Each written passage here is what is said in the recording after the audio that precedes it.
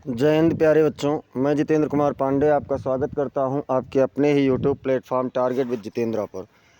प्यारे बच्चों, हम लोगों के ट्रांसलेशन का सीरीज़ चल रहा है और ट्रांसलेशन में हमने बहुत कुछ पढ़ लिया है, लेकिन आज हम लोग इस ट्रांसलेशन में मॉडल एक्सिलरी वर्ब पढ़ेंगे। यहाँ से हमारा स्टैंडर्ड इंग्लिश ग्रामर शुरू होता है, जो कि अलग अलग उसके लिए है, बहुत ही महत्वपूर्ण है मॉडल एक्सिलरी। इसमें हम लोग मॉडल एक्सिलरी पढ़ेंगे, प्रीपोजिशन का यूज़ पढ़ेंगे, और जिसमें आज हम लोग देखेंगे use of can, use of May, could और माइट। ये चार चीज़ें आज हम लोग देखेंगे। फुल कॉन्सेप्चुअल क्लास है, स्कूल और कॉम्पिटिटिव के लिए है। अगर इससे पहले आप लोगों ने बेसिक ट्रांसलेशन नहीं देखा है, बेसिक मतलब कि जैसे टेंस हो गया, या फिर उसके बाद में आपका सेंटेंस का हो गया, या जो यूज़ ऑफ बी वर्ब है, हैज़, हैव, हैड है, तो उसके लिए आपको इंग्लिश ग्रामर ट्रांसलेशन का एक प्लेलिस्ट का लिंक मिल जाएगा डिस्क्रिप्शन में, जिसमें लगभग आपको 35 वीडियोज़ क्लासेस दी गई हैं। आप लोग वहां से जाकर के उन समस्त क्लासेस को देख सकते हैं। और अब यहाँ से हम लोग शुरुआत करते हैं एक स्टैंडर्ड लेवल का इंग्लिश ग्रामर, जिसमें हम लोग बेहतरीन यूजेस पढ़ेंगे। लगभग 50-60 यूज़ हैं। तो चलिए हम लोग शुरुआत करते हैं, और इस शुरुआत में देखते हैं आज से हम लोग ये वाला चीज़ कि पहली बात तो आप ये जान लीजिए कि एक्सिलरी है क्या। मॉडल एक्सिलरी हम लोग पढ़ने चल रहे हैं बेटा। तो एक्सिलरी क्या है ये देख लीजिए। तो एक्सिलरी क्या है? एक्सिलरी वर्ब मतलब होता है सहायक क्रिया। एक्सिलरी वर्ब का मतलब क्या होता है? सहायक क्रिया, यानी वह क्रिया जो टेंस और वॉइस के निर्माण में मुख्य क्रिया की सहायता करती है, सहायक क्रिया कहलाती है। अगर कोई आपसे पूछे बेटा कि सहायक क्रिया क्या है, तो सहायक क्रिया वह क्रिया है जो टेंस और वॉइस के निर्माण में मुख्य क्रिया की सहायता करती है, तो उसे हम लोग क्या कहते हैं? सहायक क्रिया कहते हैं। एक्सिलरी वर्ब दो प्रकार की होती है। कितने, कौन कौन से? तो वो एक होता है हमारा प्राइमरी एक्सिलरी, और दूसरा होता है मॉडल एक्सिलरी। प्राइमरी एक्सिलरी मतलब होता है प्रारंभिक सहायक क्रिया, और प्रारंभिक सहायक क्रिया में आपका 3 ग्रुप आ जाता है। एक तो बी ग्रुप आता है, एक हैव ग्रुप आता है, और दूसरा आता है डू ग्रुप, तीसरा। अब कहेंगे कि सर जी ये ग्रुप क्या है? तो बेटा बी ग्रुप में is, am, are, was, were आता है। हैव ग्रुप में हैज़, हैव, हैड आता है, और डू ग्रुप में डू, डज, डिड आता है।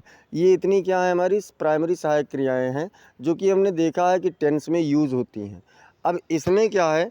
तो इसमें हम लोगों का मॉडल एक्सिलरी जो है, ये एक शब्द से बनता है। एक शब्द आप लोगों ने पढ़ा है मोड। मोड का मतलब होता है रूप, रूप या भाव। तो ये मोड शब्द में अल्प सफिक्स जोड़ने से बनता है मॉडल। इसका मूल शब्द जो है वो मॉडल्स है। मॉडल्स एक शब्द होता है लैटिन भाषा का, उसी से लिया गया है, जिसका अर्थ होता है रूप या भाव, और ये उसी से लिया गया है। रूपात्मक या भावात्मक क्रिया होती है, ये सहायक क्रियाएं होती हैं। अब इसके बाद अगर हम बात करें बेटा यहाँ पर यूज़ ऑफ कैन, तो देखिए अब हम लोग यहाँ से देखते हैं, तो इसमें आपका will, shall, can, may, might, ये सभी आती हैं।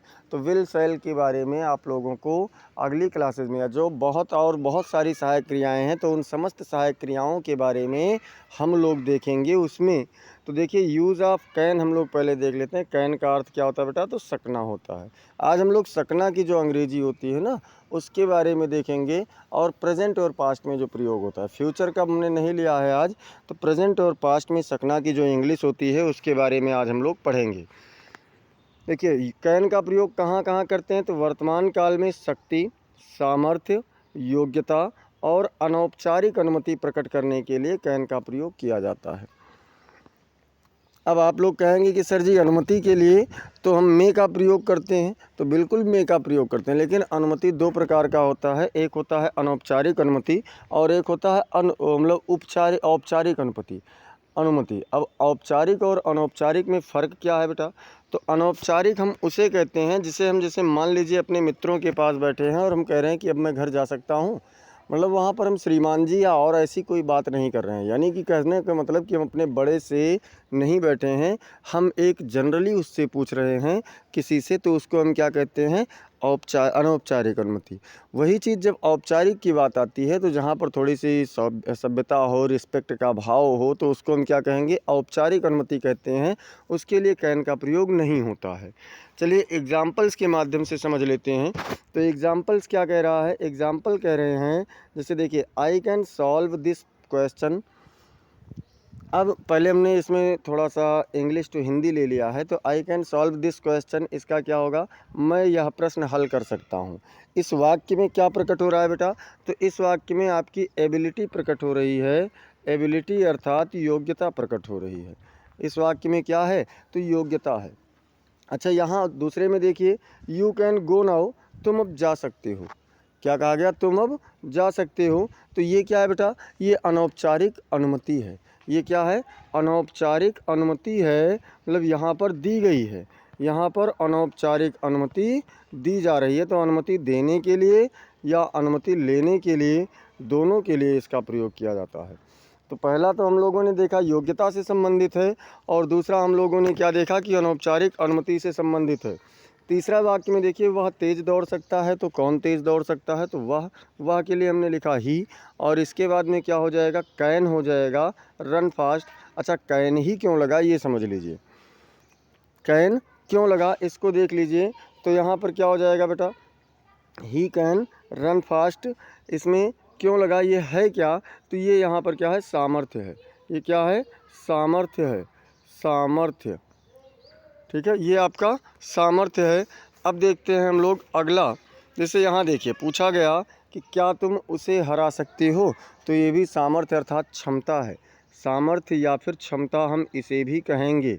तो ये भी आपका क्या है, सामर्थ्य यानी कि क्षमता वाला है। कैन यू डिफीट हिम, क्या तुम उसे हरा सकते हो, ये आपकी एबिलिटी को, आपकी क्षमता को प्रकट करता है।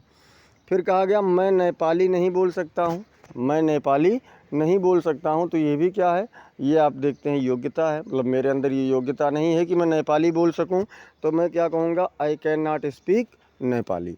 ठीक है, अब ये हम लोगों ने देखा बेटा कैन का प्रयोग। आप लोग एक बार कमेंट सेक्शन में बताइए कि क्या आपको कैन का प्रयोग समझ में आया।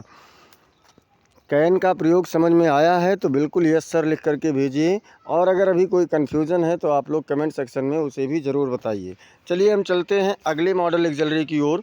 अगला मॉडल एक्सिलरी हमारा क्या कह रहा है, अगला मॉडल एक्सिलरी है यूज़ ऑफ मे, यानी सकना का प्रयोग। अब सकना क्या है, ये मे का मतलब भी सकना होता है, तो मे का प्रयोग कैसे होता है इसको देख लेते हैं। देखिए, शुभकामना है, अभिशाप है, या फिर वर्तमान काल में संभावना है, और अनौपचारिक अनुमति है। तो इसके लिए किसका प्रयोग करते हैं, मे का प्रयोग करते हैं। अच्छा, एक चीज़ और समझ लीजिए, मैंने यहाँ पर इच्छा नहीं लिया है, इच्छा शब्द मैंने नहीं लिखा है। तो भैया जैसे शुभकामना है या अभिशाप है, तो क्या ये इच्छा है कि नहीं है, बिल्कुल इच्छा है। जब आप दूसरे के लिए कोई इच्छा करते हैं तो उसे हम क्या कहते हैं, शुभकामना कहते हैं। अगर अच्छी इच्छा है तो शुभकामना है, और अगर हम उसकी बुराई की इच्छा कर रहे हैं तो वो अभिशाप है। तो इच्छा कहो या आप शुभकामना, अभिशाप कहो, एक ही बात है। और औपचारिक अनुमति यानी जब आप किसी बड़े से अपने अनुमति लेने जाएंगे या फिर वर्तमान काल में संभावना प्रकट करेंगे, तो उसके लिए मे का प्रयोग किया जाएगा। चलिए एग्जाम्पल्स भी देख लेते हैं। तो एग्जाम्पल्स क्या कह रहा है, जैसे कह रहा है आप दीर्घायु हों, आप दीर्घायु हों, इसमें क्या बेटा, शुभकामना है यानी आशीर्वाद है, वेल थॉट है। तो इसके लिए क्या करेंगे, इसमें ऐसे जो शुभकामना और अभिशाप वाले वाक्य होते हैं उनका अनुवाद मे से शुरू होता है। इंग्लिश में उन्हें मे से शुरू किया जाता है, तो सबसे पहले मे लिखेंगे, मे यू लिव लॉन्ग। तो इसमें क्या हो गया, ये आपका शुभकामना वाले वाक्य हो गए। इसके बाद में फिर देखिए इसमें क्या कहा गया, मेरे दुश्मन नर्क में जाएं, ये क्या है, ये अभिशाप है। इसमें क्या है बेटा, तो इसमें अभिशाप है। अभिशाप मतलब श्राप जिसको हम लोग कहते हैं। ठीक है, तो यहाँ पर क्या कहा गया, मैं कौन नर्क में जाए, तो मेरे दुश्मन यानी माई इनेमी। कहाँ पर, गो टू हेल, मतलब माई इनेमी गो टू हेल, ये इसका बन गया। अब देखो यहाँ पर औपचारिक अनुमति है, मतलब औपचारिक अनुमति मांगी जा रही है। कैसे कहा जा रहा है कि क्या मैं भीतर आ सकता हूँ श्रीमान जी। श्रीमान जी मतलब आप किसी अपने बड़े से, किसी सम्मानित व्यक्ति से आप या रिस्पेक्ट देते हुए आप उससे पूछ रहे हैं, तो ये औपचारिक कहलाता है। जैसे क्या हो जाएगा, मे आई कम इन सर, श्रीमान जी क्या मैं भीतर आ सकता हूँ। और संभावना देख लीजिए, क्या आज बारिश हो सकती है, देखिए ये संभावना है, तो क्या पहले लगा है, इसलिए मॉडल एक्सिलरी यानी जो आपका एक्सिलरी वर्ब है उसे पहले ले लेंगे, तो क्या हो जाएगा, मे हो जाएगा। फिर मौसम से संबंधित बात हो रही तो इट हो जाएगा, फिर रैन हो जाएगा, फिर टुडे हो जाएगा। मे इट रैन टुडे, क्या आज बारिश हो सकती है। आशा है आपको मे वाले वाक्य भी समझ में आए होंगे। और यदि मे या फिर कैन में कोई कन्फ्यूज़न है, दोनों का अर्थ एक ही होता है, तो भ्रमित मत होना। अगर कोई कन्फ्यूज़न है तो एक बार कमेंट सेक्शन में आप ज़रूर बताइए। अब देखते हैं हम लोग यूज़ ऑफ कुड। कुड मतलब भी सकना होता है, लेकिन ये बेटा पास्ट टेंस में होता है। ये क्या है? पास्ट टेंस में। तो भूतकाल में शक्ति, सामर्थ्य, योग्यता प्रकट करने के लिए भूतकाल में 3 चीज़ें प्रकट होंगी। शक्ति प्रकट होगा, सामर्थ्य प्रकट होगा और योग्यता प्रकट होगा। तथा वर्तमान काल में विनम्र निवेदन प्रकट करने के लिए, विनम्र निवेदन की इंग्लिश होती है पोलाइट रिक्वेस्ट। Polite request. तो ये प्रकट करने के लिए वर्तमान काल में हम लोग क्या करते हैं? कुड का प्रयोग करते हैं। अच्छा, एक चीज़ और बता दें, ज़्यादातर जो मॉडल एक्सिलरी हैं उनके साथ में किसका प्रयोग किया जाता है? तो ज़्यादातर के साथ में कैन का वर्ब की फर्स्ट फॉर्म का प्रयोग किया जाता है। कुछ जगह पर वर्ब की थर्ड फॉर्म होगी, तो जहाँ पर वर्ब की थर्ड फॉर्म होगी वहाँ पर बेटा मैं आपको ज़रूर बताऊँगा कि ये वर्ब की थर्ड फॉर्म है। लेकिन जहाँ पर फर्स्ट फॉर्म है वहाँ पर मैंने नहीं लिखा है, तो ये आप लोग समझ लेना कि कैन के साथ में भी वर्ब की फर्स्ट फॉर्म होती है, मे के साथ में भी वर्ब की फर्स्ट फॉर्म होती है और कुड के साथ में भी वर्ब की फर्स्ट फॉर्म होती है। चलिए एग्जाम्पल से देखते हैं। और एग्जाम्पल्स क्या कह रहा है? एग्जाम्पल कह रहा है कि वह ही कुड लिफ्ट 50 kg, वह 50 किलो उठा सकता था। कौन? वह। कब? व्हेन ही वाज यंग, जब वह युवा था, जवान था। जब वह जवान था तब वह 50 किलो उठा सकता था। देखिए भूतकाल में है, उसकी शक्ति की बात की जा रही है, उसकी क्षमता की बात की जा रही है, उसके बल की बात की जा रही है। अब यहाँ देखिए, कुड यू हेल्प मी, क्या आप मेरी मदद कर सकते हैं? ये क्या है? पोलाइट रिक्वेस्ट है, विनम्र निवेदन है। तो इसके लिए हमने क्या किया बेटा? यहाँ पर कुड का प्रयोग किया गया। और एक बात और मैं आपको जुगाड़ वाला बता दे रहा हूँ कि जुगाड़ वाली बात ये है कि ये वाक्य जनरली प्रश्नवाचक ही होंगे। अधिकांश केसेस में ऐसे वाक्य जो विनम्र निवेदन वाले होंगे उसमें क्या होगा? प्रश्नवाचक ही होगा। फिर कहा गया सी कुड नॉट स्पीक इंग्लिश, वह अंग्रेजी नहीं बोल सकती थी। तो कौन नहीं बोल सकता था? वह। तो इसका क्या हो जाएगा? सी है, सी कुड नॉट स्पीक इंग्लिश, मतलब सी कि वह अंग्रेजी नहीं बोल सकती थी। यहाँ पर उसकी योग्यता की बात हो रही है। किसकी बात हो रही है बेटा? योग्यता की। तो देखिए क्षमता हो गया, योग्यता हो गया, विनम्र निवेदन हो गया। इसी को हम लोग शक्ति भी कह सकते हैं। अब यूज़ ऑफ माइट देख लीजिए। कुड में अगर कोई कन्फ्यूज़न है तो बताइए। और माइट में देख लीजिए, यह मे का पास्ट फॉर्म होता है, मतलब पास्ट रूप होता है। भूतकाल में जब मे का प्रयोग करते हैं तो माइट के रूप में करते हैं। तथा वर्तमान काल में संदेह में संभावना प्रकट करने के लिए, संदेह में संभावना। अब विनम्र सुझाव, देखिए इसके पहले जो कुड आपने पढ़ा है वो विनम्र निवेदन होता है, और यहाँ पर क्या होता है? विनम्र सुझाव होता है। जैसे मान लीजिए आप अपने कोई दो बड़े लोग बात कर रहे हैं और उसमें आपको कहीं लग रहा है कि अगर मैं ऐसा सुझाव दे दूं तो अच्छा रहेगा, तो क्या वहाँ पर आप क्या करेंगे? विनम्रतापूर्वक उन्हें सुझाव देंगे ना। तो उसके लिए भी हम किसका प्रयोग करते हैं? माइट का प्रयोग करते हैं। 5 चीज़ें ध्यान रखना है। एक तो वर्तमान काल में संदेह में संभावना, विनम्र सुझाव, और जहाँ भी पास्ट रूप का मे का पास्ट रूप प्रयोग होगा वहाँ सभी जगह माइट का प्रयोग करते हैं।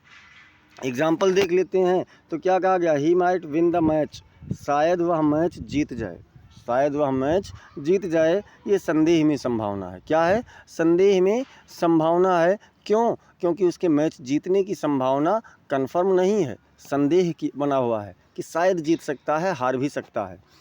फिर कहा गया सी सेड, उसने कहा, सी माइट विजिट अस, कि वह हमसे मिलने आ सकती है। अब देखो यहाँ कहा, उसने कहा, ये पास्ट टेंस में है, ये वाला प्रेजेंट में है। तो जब पहला पास्ट में होता है, नाउन क्लास आप लोग याद कीजिए कॉम्प्लेक्स सेंटेंस का, तो उसमें हमने बताया था कि जब पहला पास्ट में होता है तो दूसरा भी पास्ट में बनता है। तो मे का पास्ट रूप यहाँ पर लगा है माइट। तो ये आपका बन गया she said she might visit us. अब देखो might I suggest something, might I suggest something, क्या मैं कुछ सुझाव दे सकता हूँ? ये इसमें क्या पूछा गया?